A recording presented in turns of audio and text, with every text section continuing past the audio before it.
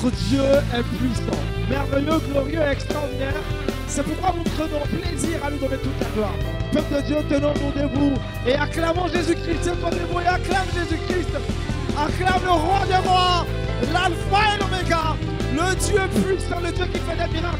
Continue de l'acclamer, continue de l'acclamer, continue de l'acclamer, continue de l'acclamer. Acclame Jésus, pousse des cris de joie. Il mérite toute la gloire. Le Dieu qui fait des miracles et des prodiges. Bienvenue à toutes et à tous à l'émission Gloire à Dieu, sur Lumière du Monde Télévision. Que Dieu vous bénisse richement. Alléluia. Gloire à Dieu, gloire à Dieu. Allez, alléluia. Allez,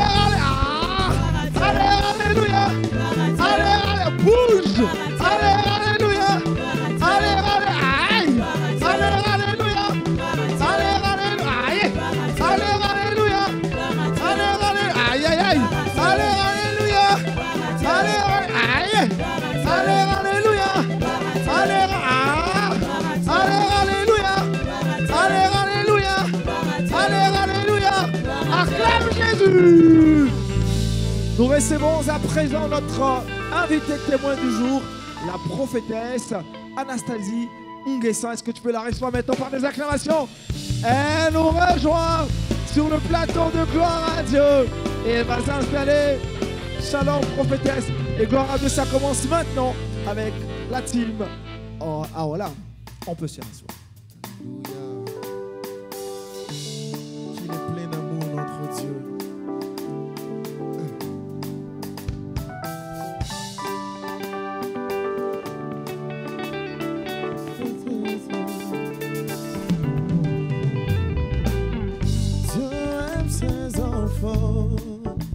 Il les délivre de leur souffrance.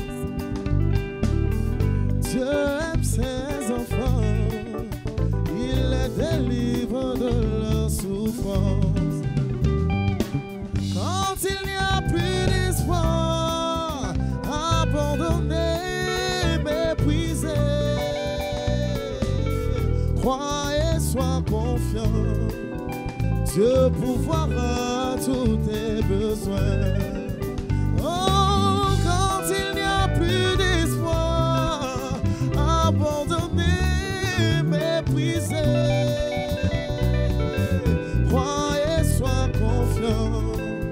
Dieu pourvoira tous tes besoins. Dieu aime ses enfants, les délivre. Dieu aime ses enfants. Dieu aime ses enfants. Les délivre. Il délivre de leur souffrance. Oui, quand il n'y a plus d'espoir. Quand il n'y a plus d'espoir. Abandonné. Méprisé. Oh, crois et sois confiant. Crois et sois confiant. Dieu pourvoira. Dieu pourvoira tous tes besoins. Oui, quand il n'y a plus d'espoir. Quand il n'y a plus d'espoir. Abandonné. Méprisé. Oh, crois et sois confiant. Crois et sois confiant. Dieu pourvoira. Dieu pourvoira tous tes besoins. Chante quand il n'y a plus d'espoir. Quand il n'y a plus d'espoir. Abandonné, méprisé. Crois et sois confiant. Crois et sois confiant. Dieu pourvoira. Dieu pourvoira. Alléluia. Il est un Dieu fidèle. Alléluia. David pouvait dire que sa fidélité dure de génération en génération. Célèbre l'Éternel pour ses bontés. Alléluia. Amen.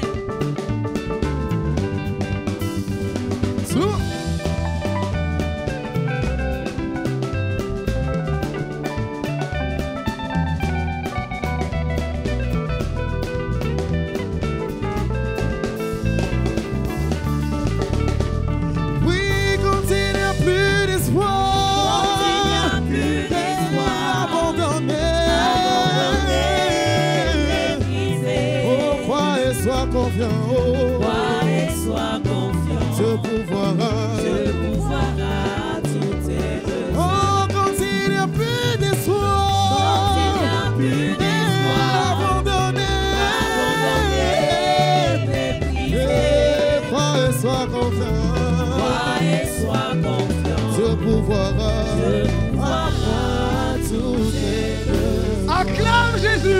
Le Dieu qui pourvoit à tous tes besoins. Le Dieu qui ne t'abandonne jamais. On peut se rasseoir. Prophétesse Anastasie Nguessan, shalom. Shalom, shalom. Vous allez Merci bien? beaucoup. Merci de m'avoir invité. Merci LMTV. Que Dieu vraiment vous bénisse. Amen. Ça va très très bien. Gloire à Jésus-Christ. Allez. Alors, vous avez un témoignage à partager avec nous. Ils sont nombreux à suivre cette émission. Dites-nous ce que Dieu a fait pour vous. Alors déjà, merci beaucoup aux invités qui sont présents. Que Dieu vous bénisse. Et je salue mon époux, le docteur de la parole Nguessan, Kwasi Jean-Michel. Et un grand shalom à ma maman, vraiment une femme très sage. Alors oui, effectivement, je suis Anastasie Nguessan, prophétesse. Et je veux relater mon témoignage qui raconte d'où Dieu m'a tiré. Alors, il faut savoir que moi, j'étais dans le milieu de la prostitution. Et aujourd'hui, je suis venue dire à quelqu'un que, ben voilà, il y a de l'espoir. Si une personne qui était prostituée, qu'on aurait pu dire, ben, il n'y avait plus d'espoir, ben, moi, je suis là, un témoignage puissant et vivant. Alors, ça commence quand je suis en France, je suis responsable de boutique. Et puis, c'est comme ça, je fais la rencontre d'une jeune fille que je vais beaucoup apprécier. C'était quoi votre background avant Avec mon d'arriver en ami. France? Alors, voilà, je résumais le témoignage, hein, mais avant, il faut savoir que déjà ici, je suis dans une église évangélique et je vais fonder même une assemblée parce que je suis une personne très zélée et dynamique et tout ça. Et puis, je viens d'une famille aisée, je ne manque absolument de rien. Voilà, un papa qui m'aime beaucoup, voilà, je suis couverte d'amour. Et puis, c'est comme ça qu'il décide de me faire partir en Allemagne pour que je puisse suivre mes études. Donc voilà, et puis de l'Allemagne, je me retrouve en France. Et quand j'arrive en France, je réussis très très bien ma vie. Et mariée à un Européen, divorcée. Et puis, c'est comme ça, je suis responsable de boutique. Voilà. Vous Puis, je fais la connaissez, rencontre, on dira en griffe, le Seigneur. Vous avez déjà entendu parler de lui, vous étiez très actif ici. J'étais très actif, au fait, c'est ce que je dis. Au fait, je connaissais Dieu, voilà. Je jeûnais, j'allais évangéliser. Et j'avais cette conscience que si je n'évangélisais pas, que Jésus revenait, est-ce que j'allais être enlevé? Donc j'avais vraiment cette conscience de ce Dieu qui attendait de moi que je travaille tout le temps, tout le temps, tout le temps. Parce que demain, c'est parce qu'il me récompense par l'enlèvement. Voilà, un peu dans le dynamisme que j'étais. Donc, au fait, c'est que quand je suis en Côte d'Ivoire, je suis avec mes amis chrétiens, je suis dans un mouvement chrétien. Donc, on n'a pas le temps de se dire qu'on n'est pas fondé, on n'est pas enraciné. Et vous savez que la religion, c'est en apparence, c'est de l'extérieur. C'est pas l'intérieur. Parce qu'à un moment, on voit vraiment qui tu es. Donc, il faut savoir que moi, quand j'arrive en Allemagne, on ne parle pas français. Donc, si on ne parle pas français, j'ai un argumentaire pour manquer le culte. Parce qu'à cette période-là, quand tu ne partais pas à l'église dans les années 90, si tu avais le malheur de rater un culte, c'est sûr que tu partais pas quand Jésus revenait, quoi. Donc, c'était un peu dans cette dynamique-là qu'on avait. Donc, moi, je ne ratais pas du tout les cultes. Mais arrivant en Allemagne, je disais à Dieu, tu vois, voilà, moi, je ne parle pas allemand, donc je ne vais pas à l'église. Voilà, c'était un peu ça. Et c'est comme ça, tout doucement, je m'éloigne, au fait, des choses de Dieu. Donc, mes amis changent. Ce sont des personnes qui ne connaissent pas du tout la religion. Puis, j'arrive en France. Donc, Dieu, au revoir, dans un sac, bye bye, quoi. Et en France, vous êtes responsable d'une boutique? Alors en France, Vous je suis gagnez bien responsable votre vie? Voilà, je suis responsable de boutique. Et puis, je fais la rencontre de cette jeune femme qui va être mon amie. Et cette femme, voilà, je l'apprécie beaucoup. Et au fur et à mesure que je la fréquente, il faut savoir déjà, je suis très impressionnée par son train de vie. Parce que moi, en tant que responsable de boutique, j'ai beaucoup de charges. Et pour seulement avoir 1800 € par mois. Et si je faisais plus de chiffre d'affaires, je pouvais avoir des primes. Et si j'en faisais moins, le salaire restait à 1800. Mais bon, après, il n'y avait pas de problème parce que, voilà, étant jeune, immigré, je suis responsable, je ne vais pas me plaindre. Mais quand je rencontre cette jeune fille, elle me dit, attends, mais il y a autre chose, quoi. Une africaine. Voilà, noire. de Côte d'Ivoire. Hein. De Côte d'Ivoire. Donc, elle est Agni, et c'est surtout ça qui me plaît, parce que moi, je suis Agni, et c'est la première fois que je rencontre une personne en France qui est Agni. Parce qu'il faut savoir que moi, quand je suis en France, je rencontre que des Européens, et je n'ai pas du tout d'amis africains. Mais quand je rencontre, par exemple, des personnes africaines, c'est des Sénégalais. Bon, j'ai rien contre eux, mais là, la première fois, je rencontre une Ivoirienne qui est Agni, qui parle Agni comme moi. Bon, voilà, tout de suite, ça colle. Et puis, elle habite juste à côté de chez moi, donc c'est comme ça que je la fréquente. Et je suis très impressionnée par son train de vie. Elle ne travaille pas du tout. Elle vit dans ce qu'on appelle le villa en Côte d'Ivoire, parce qu'en France, c'est des pavillons et de beaux vêtements. Et puis il y a une liberté, quoi. On n'a pas de pression, on n'a pas de stress et tout ça. Et puis c'est comme ça, tout doucement, commence à me dire, écoute, moi je connais un circuit où tu pourras te faire beaucoup, beaucoup d'argent. D'accord. Voilà. Et donc, quand on est jeune, on est curieux, quoi. Et puis je dirais même pas quand on est jeune, je pense que quand on n'a pas Christ et quand on ne le connaît pas, on veut toujours découvrir, voilà, encore d'autres choses. Et puis ça m'intéresse d'avoir beaucoup d'argent. Oui, oui, ça m'intéresse. Je dis, écoute, ma chérie, montre-moi le circuit, ça m'intéresse. Elle me dit, il faut que tu démissionnes, hein, parce que si tu ne démissionnes pas, tu ne peux pas me suivre. Alors, à cette époque, quand elle vous rencontre, est-ce que vous êtes seul, vous êtes fiancé, vous êtes marié à nouveau? à cette période, je suis fiancée. Vous êtes fiancé? Voilà, je suis fiancée et mon fiancé, c'est un Européen, donc qui est directeur de finances. Donc voilà, donc je vais dire, c'est pour ça que je dis toujours aux gens qu'il ne faut pas juger parce qu'on ne sait pas quoi. J'aurais jamais imaginé même être dans ce milieu de la prostitution, alors que quand je vois de la famille d'où je viens, voilà, là où j'étais, mais c'est incroyable, c'est que c'est subtil, j'ai même pas vu venir la chose au fait, hein. C'est incroyable. Et donc du coup je suis fiancée et puis tout doucement, mon amie, naturellement, elle n'aime pas du tout la tête de mon fiancé. Voilà, il y a toujours des amis comme ça, hein, où tu ramènes ton copain et puis tu te dis, ouais, lui, j'aime pas sa tête, je le sens pas. Puis d'ailleurs, lui aussi, il n'aimait pas sa tête. Voilà, donc du coup, voilà, c'était un peu ça. Et puis tout doucement, elle a réussi à me convaincre. Et puis j'ai dit, finalement, je te suis, toi. Vous avez rompu avec votre Voilà, c'est ça. Donc je suis mon amie parce que souvent on s'est dit, bon, peut-être toi, tu as raison. Bon, voilà.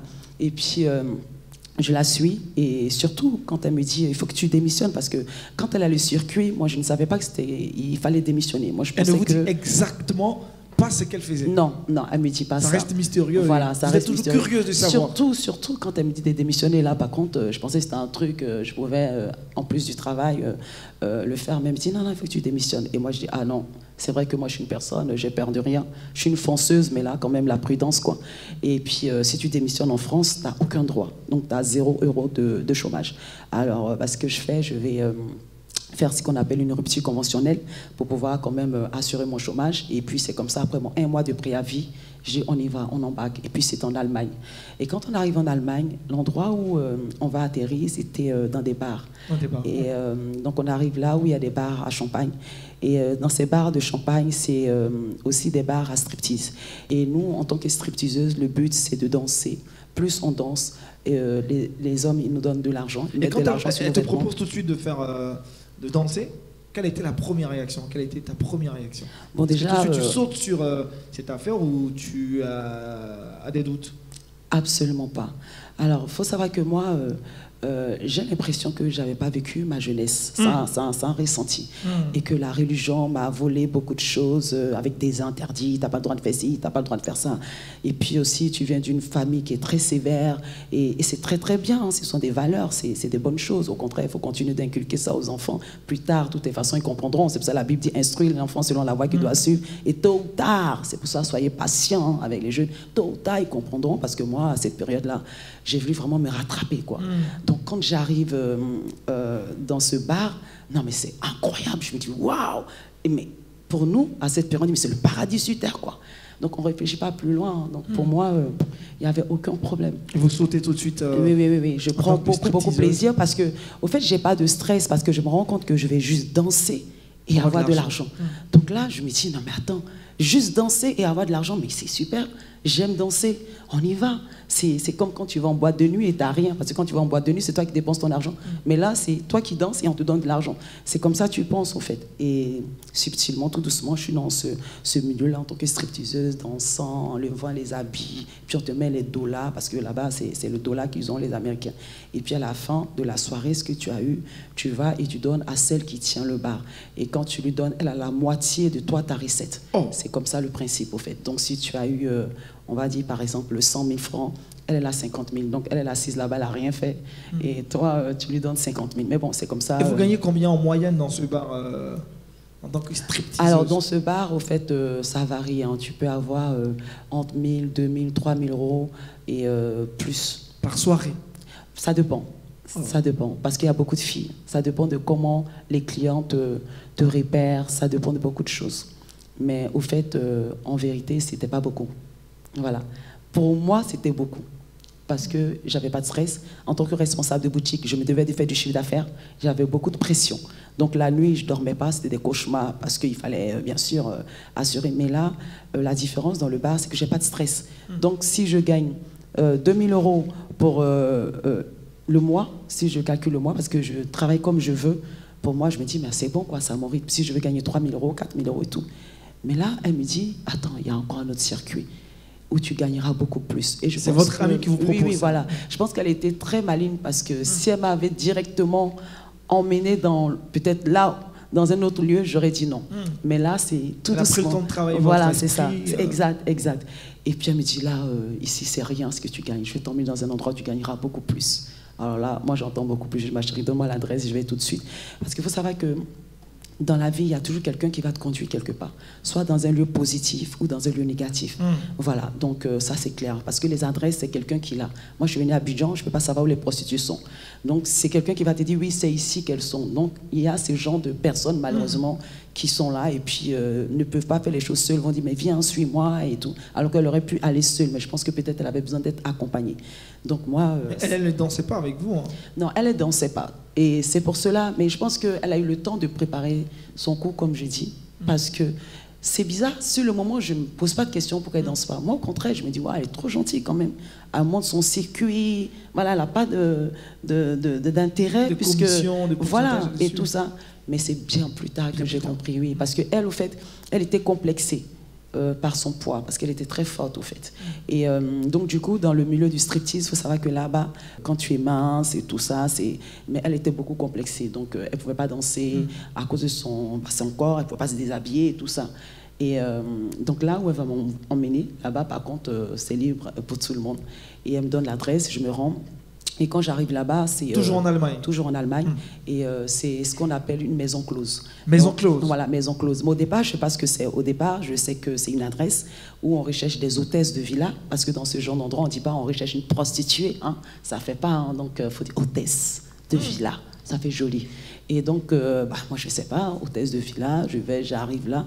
Et puis, quand je rentre à l'intérieur, c'est une Allemande qui me reçoit. Et puis, elle me fait asseoir.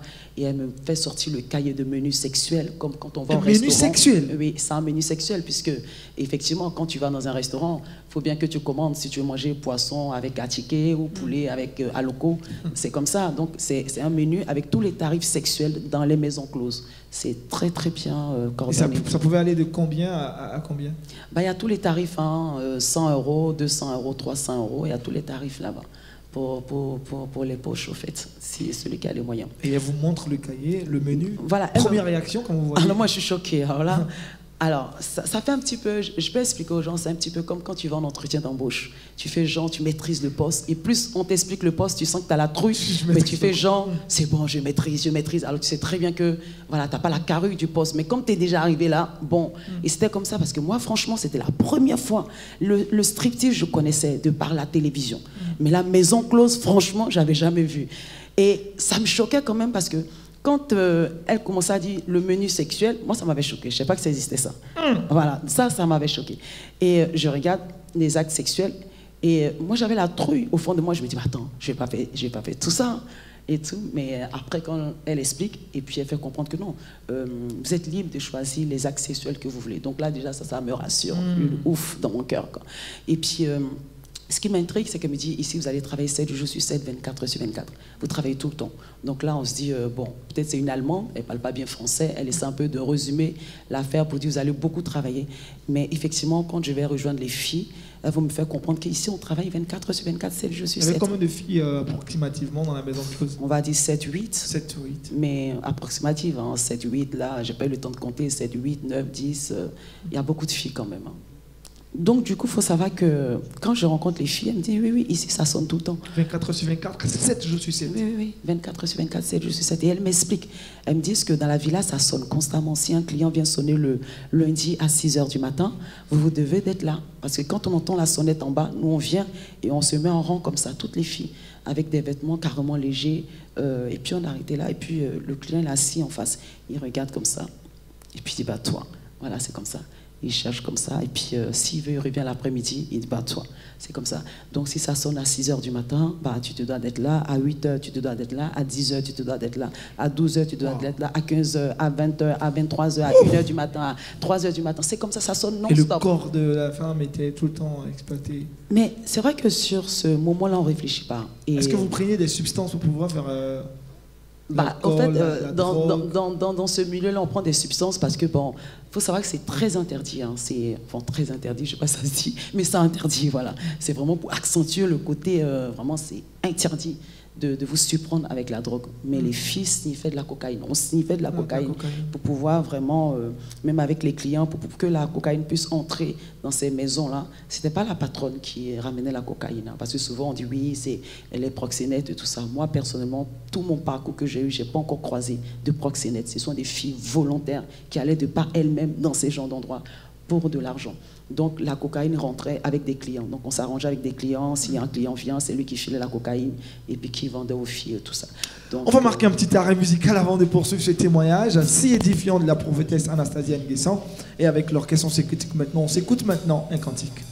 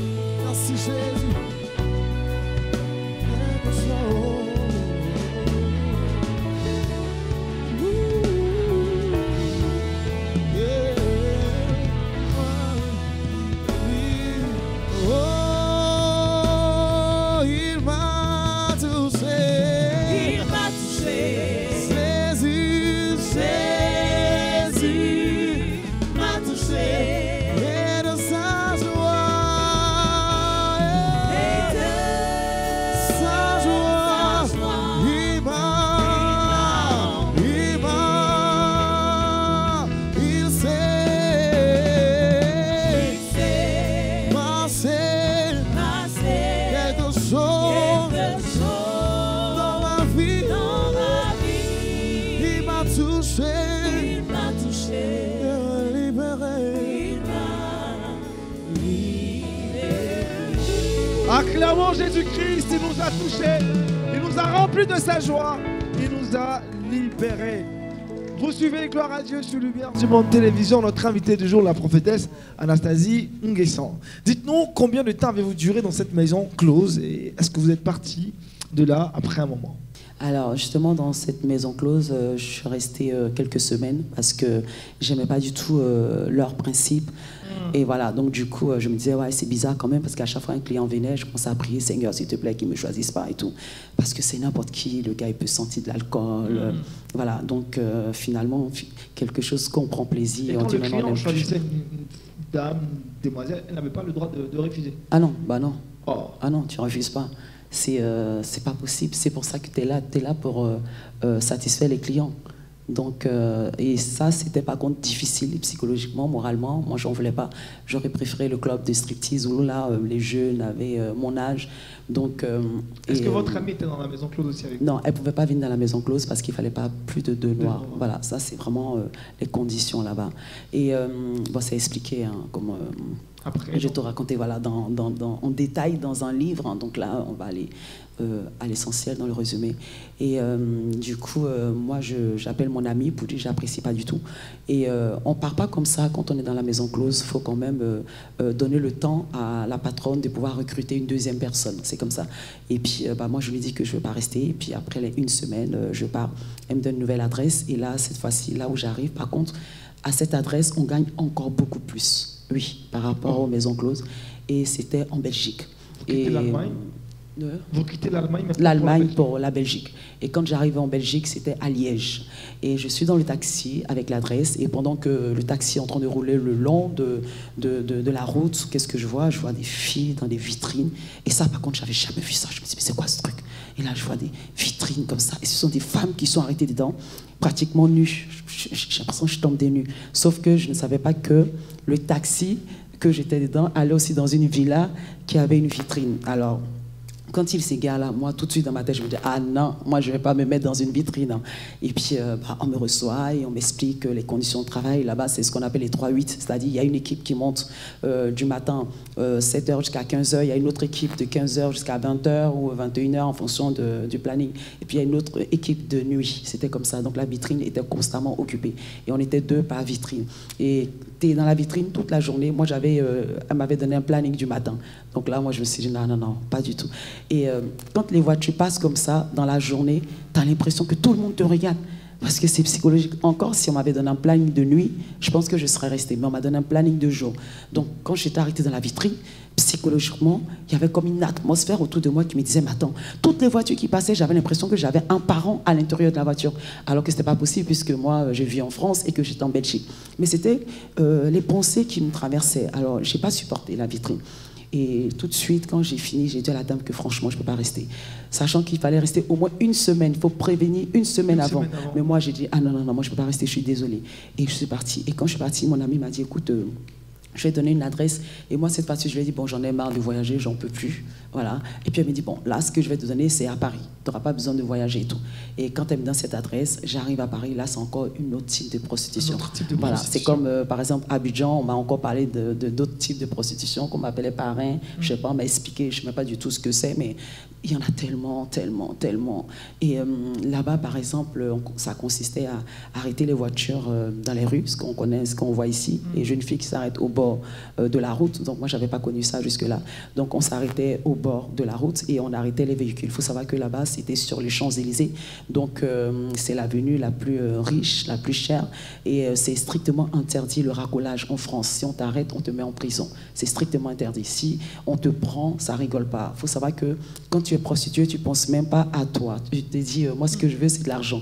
Tu ne vois même pas qu'on peut t'arrêter pour t'emmener en prison. Il y avait la police qui faisait la ronde, mais on avait des codes comme ça entre prostituées. Et ce qui faisait qu'il fallait toujours s'habiller en tenue très élégant pour pas que, quand on te voit, on suspecte que tu sois une prostituée.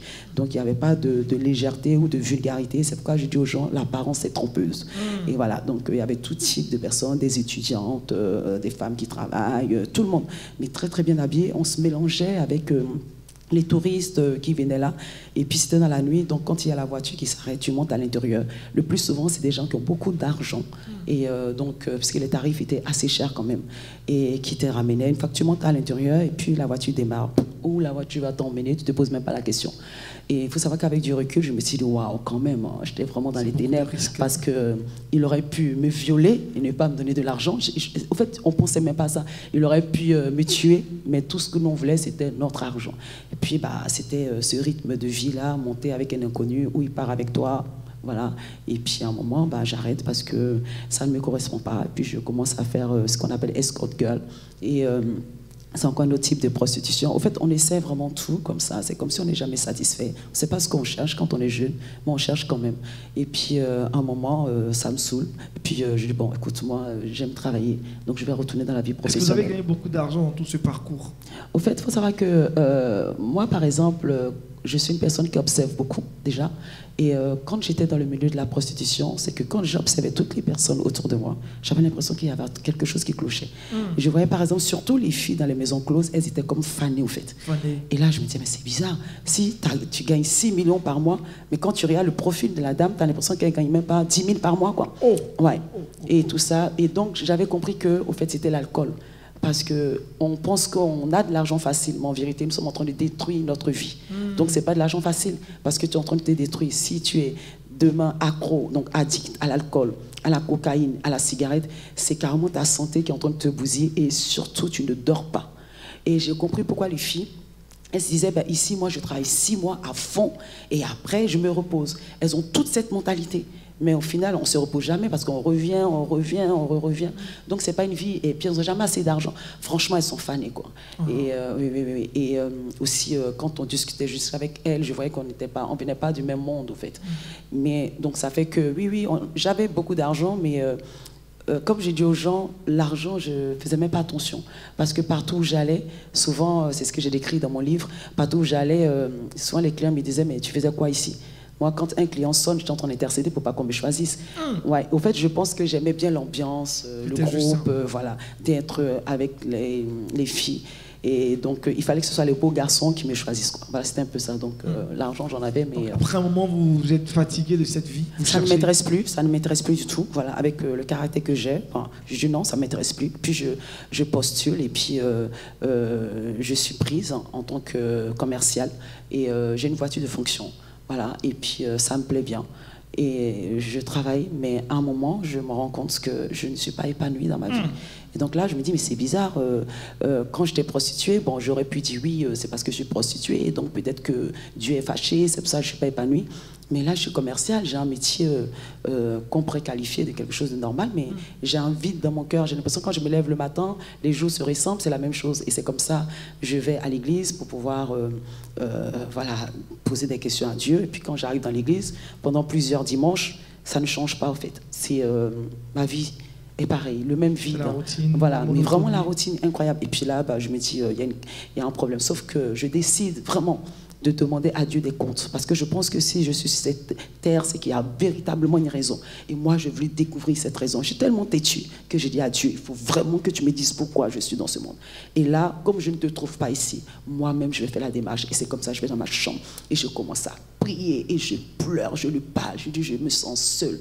J'avais une telle solitude qu'on ne peut pas vraiment... Je veux dire, on ne peut pas l'expliquer. Parce que quand tu vois mon apparence, tu ne peux pas imaginer que je sois si vide à l'intérieur de moi. Et je pleurais et je sentais en moi que Dieu seul pouvait me comprendre. Et c'est comme ça quand je fais cette prière. Et quelques semaines après, j'aurais jamais imaginé, pensé que quand j'allais faire cette prière, qui allait m'apparaître? Jésus-Christ qui m'apparaît dans ma chambre. Alléluia! Gloire à Dieu! Gloire à Dieu! Alors, je suis chez mon ami et puis on se sépare et je vais me coucher dans la chambre et pendant que je suis couchée, Jésus m'apparaît. Et quand il m'apparaît, je suis tellement choquée de sa présence parce que j'aurais jamais imaginé qu'en tant que prostituée, Jésus pouvait être là comme quelqu'un, un prince qui était là pour sa princesse. Et il me regarde, il me fixe, mais un regard plein d'amour, pas un regard de jugement pour me regarder comme ça, mais un regard plein d'amour. Et il me dit, je t'aime. Et le je t'aime de Jésus me donne automatiquement un sens à ma vie. Je comprends pourquoi je suis dans ce monde. Et je suis étonnée parce que je me dis, Jésus m'apparaît moi et il m'aime moi aussi. Et il me regarde, il me fixe et je pleure, je pleure. Mais surtout, ce qui est incroyable, c'est que j'essaie de déchirer mon corps. J'ai l'impression qu'il y a des choses sur moi où j'ai ma chair. J'essaie de déchirer ma chair. C'est comme si je n'ai même pas moi. Je me déteste au fait parce qu'il me regarde et il me dit, je ne t'avais jamais abandonné. En fait, il faut savoir que la phrase de Jésus, je ne t'avais jamais abandonné, ce n'est pas la même phrase que quelqu'un pourrait dire, je ne t'avais jamais abandonné. Ça a du sens. Chaque phrase a du sens. Et là, je réalise qu'il avait toujours été avec moi. Et je vois encore ma vie défiler. Je vois que quand j'étais dans des bars, quand j'étais dans les chambres, en train de coucher à gauche, à droite, Jésus était là. Et je le vois. Il était là, il me regardait toujours avec un sourire patient, attendant le jour que moi, je crie à lui. Et là, je pleure. Et je suis choquée parce que je me dis, quand je couchais avec les hommes, je pensais que je le faisais dans le secret, mais cachant de mon père, de ma mère, de mes frères et sœurs. Et moi, j'étais infligé ça. J'ai osé te faire ça. Et je me déteste moi-même. Et je pleure, je pleure, je pleure. Et à un moment, j'essaie de bouger et je me rends compte que je n'arrive pas à bouger mon corps. Et comme je n'arrive pas à bouger mon corps, j'ai la sensation comme si j'étais une feuille morte. Et pour moi, je me dis, mais ça y est, je suis morte. Je suis avec Jésus. Et j'étais heureuse. Et j'étais bien satisfaite d'être avec lui. Et il dit, tu as dû prier à mes yeux. Et j'ai pleuré toute la nuit, malheureusement. Malheureusement, j'entends qu'on tape à ma porte. Et là, quand on tape à ma porte, je me rends compte que je ne suis pas morte. Et je peux vous dire que ça, pendant plusieurs jours, je n'ai fait que pleurer pour que Jésus vienne me chercher, aller avec lui. Je n'arrivais pas à manger. Non pas parce que je jeûnais, non pas parce que, je ne sais pas, c'était un tel rituel, mais j'étais remplie de son amour. Il n'y a pas de mots. Tout avait du sens. Quand je me levais le matin, j'appréciais les cieux, j'appréciais tout, les animaux. Et quand je regarde... Alléluia! Gloire à Dieu, gloire à Dieu. Et quand mon amie, elle vient et elle tape à la porte et elle me dit, toute la nuit, on t'a entendu pleurer. Et j'ai voulu venir, mais mon mari m'a dit, non, ne viens pas, laisse-la. Et qu'est-ce qui se passe? Elle veut savoir. Moi, je suis une personne, je ne pleure pas. On ne voit pas mes larmes comme ça, je suis une femme de caractère. Mais là, je pleure, je la regarde, je pleure. Et elle me dit, mais qu'est-ce qui se passe? Dis-moi, parce qu'elle veut savoir. Je ne peux pas parler. Je suis remplie d'amour pour elle. Je veux la saisir, lui dire, je t'aime. Mais si je fais ça, elle va me dire, mais t'as un problème, au fait. Parce que ce n'est pas ma nature. Au fait, j'aime tout le monde. Et quand j'arrive chez moi, ce qui est incroyable, quand je prends mes vêtements, je me dis comment j'aurais pu mettre des vêtements de poupée, quoi. Parce que c'était vraiment des vêtements ras les fesses, comme on pourrait qualifier en France. Des mini-jupes, mais vraiment très courts. Je suis scandalisée. C'est-à-dire, je comprends que mon corps a de la valeur. Je ne veux même plus que quelqu'un puisse mettre ses regards, même sur mes cuisses. Je mettais de grands vêtements. C'est-à-dire, les décolletés à plongeon, c'était fini. Et je pleurais tout le temps. Parce que Jésus, c'était la seule chose que je voulais. Je ne partais plus à l'église. Je ne voulais voir personne. Et je buvais la Bible. Je méditais la Bible tous les jours, espérant qu'il vienne me chercher. J'ai voulu vraiment être avec lui parce que je disais, cet amour, moi je l'avais vu nulle part. Et il m'a laissé vraiment quelque chose de lui. C'était véritablement de regarder quelqu'un avec un regard de compassion et de ne jamais juger une personne parce qu'on ne connaît pas le lendemain. On ne connaît pas la finalité de la personne que toi tu es en train de juger. Alors que lui ne juge pas les gens. Au contraire, il est patient. Alléluia!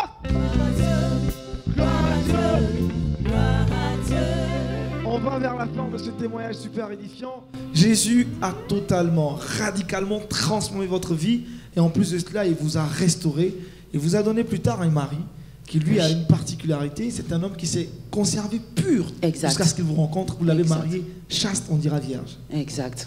Exact. Il faut savoir que mon mari, avant qu'on va se marier, il me dit, il faut que je te confie quelque chose. Et moi, je disais toujours à Dieu, parce que moi j'avais été mariée avec un blanc, j'étais que avec des blancs. Moi je disais jamais je me mets avec des noirs, parce que les noirs, ils ne respectent pas les femmes, ils sont impolis et tout ça. Et puis ils trompent leurs femmes, des infidèles et tout. Ils ne sont pas du tout romantiques. Et c'est comme ça que quand Dieu me convainc que oui, c'est cet homme-là qui doit être ton mari.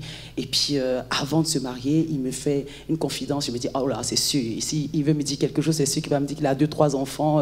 C'est normal qu'on le dise avant le mariage. Et il me dit, sache que j'ai jamais eu de rapport sexuel avec aucune femme. Alléluia! Gloire à Dieu! Gloire à Dieu! Donc, il faut savoir savoir que cet homme a 37 ans et je le connaissais lorsque j'étais en classe de 5e. Moi, à un moment, quand j'ai rétrogradé, ce que les chrétiens appellent rétrogradé, quand je revenais d'Europe avec mon ex-mari, je le regardais, j'ai les chrétiens, là, les gaou comme ça. Et c'est lui que Dieu a préservé pendant 37 ans, toujours dans le ministère, étant pasteur.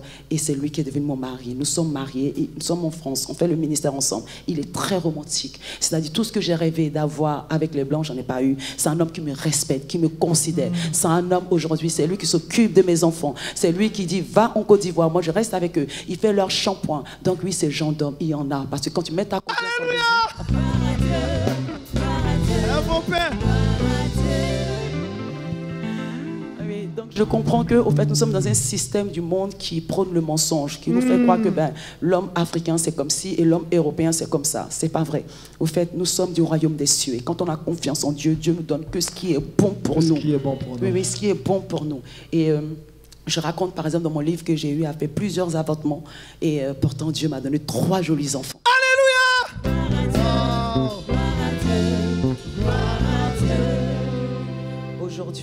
Aujourd'hui, j'ai 9 années de mariage. Je suis très épanouie dans mon couple, très très épanouie.